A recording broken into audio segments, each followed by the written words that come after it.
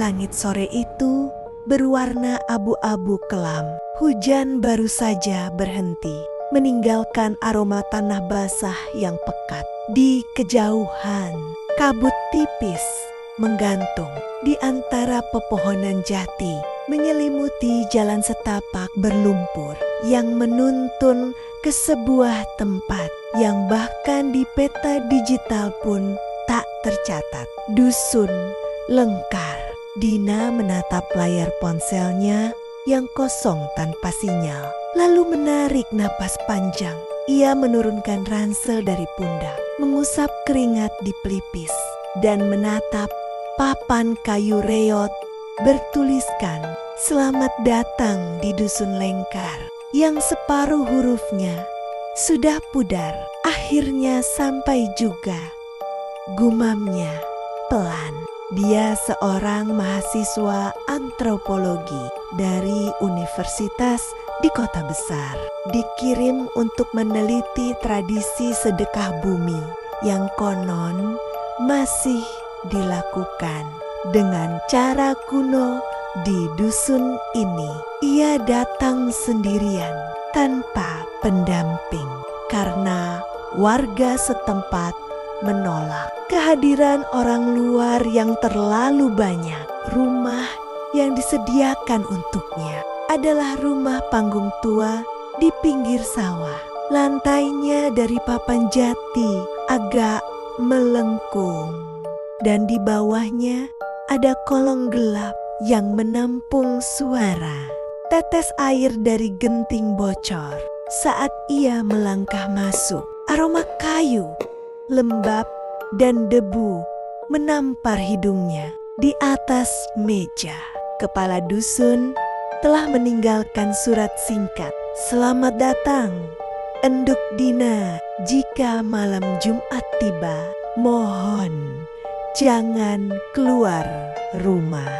Tutup jendela, padamkan lampu, apapun yang terdengar jangan hiraukan."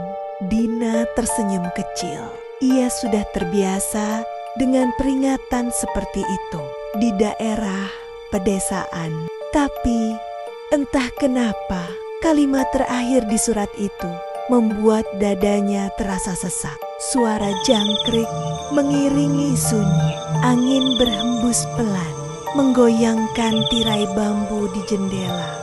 Dina duduk menulis catatan lapangan di buku tuanya, mencatat hasil wawancara dengan warga sore tadi.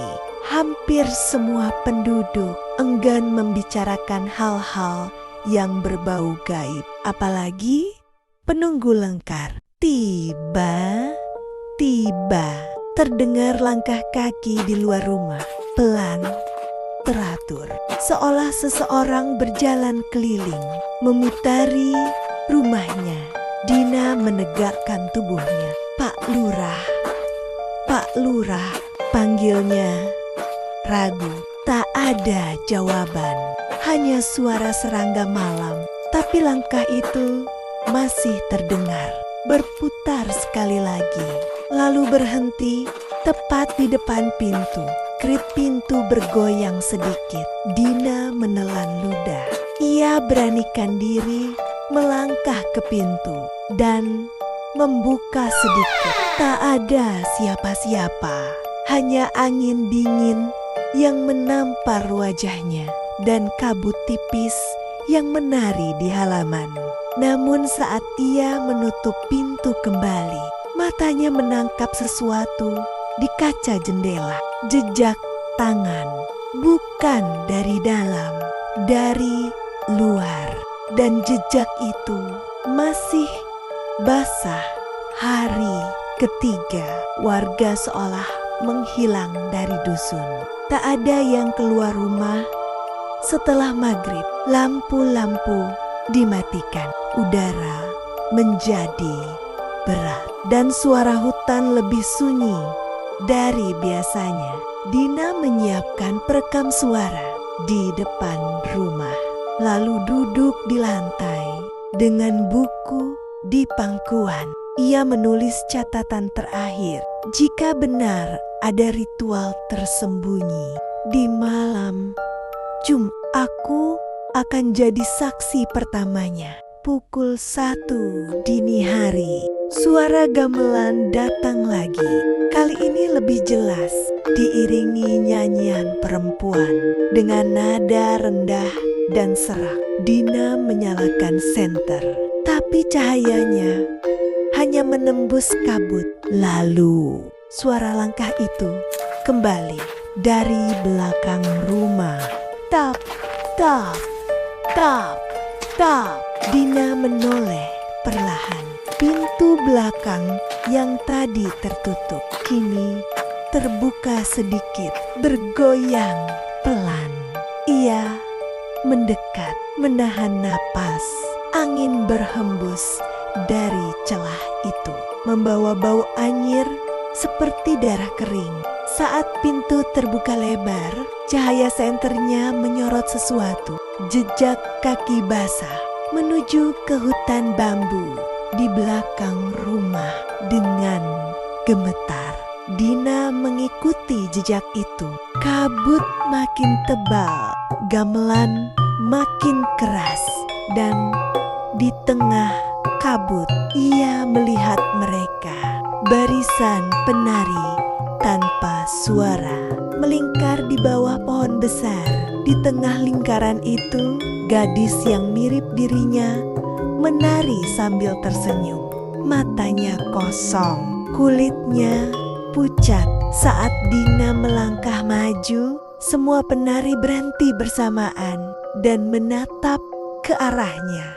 Serentak, suara gamelan berhenti. Hening. Dina ingin lari, tapi kakinya tak bisa digerakkan. Ia hanya bisa menatap gadis itu, mendekat langkah demi langkah, sampai jarak mereka tinggal sejengkal. Sudah waktunya berganti, bisik gadis itu dengan suara persis suaranya sendiri. Seketika lampu senter padam. Kepala dusun menemukan perekam suara di depan rumah Dina. Alat itu masih menyala, merekam suara gamelan samar dan langkah kaki berputar. Namun di menit terakhir ada suara perempuan berbisik lirih. Mereka sudah tahu. Aku melihat rumah Dina dibiarkan kosong sejak hari itu. Tak ada jasad, tak ada tanda tenda kepergian. Tapi setiap malam Jumat, warga Lengkar masih mendengar gamelan dari arah hutan. Dan kini jumlah penarinya bertambah 1. Beberapa tahun kemudian, mahasiswa lain datang untuk melanjutkan penelitian. Dina, ia menemukan buku lapangan penuh lumpur di dekat pohon besar dengan halaman terakhir berisi tulisan samar. Lengkar bukan nama dusun, itu nama putaran. Sekali masuk dalam putarannya, tak ada yang keluar.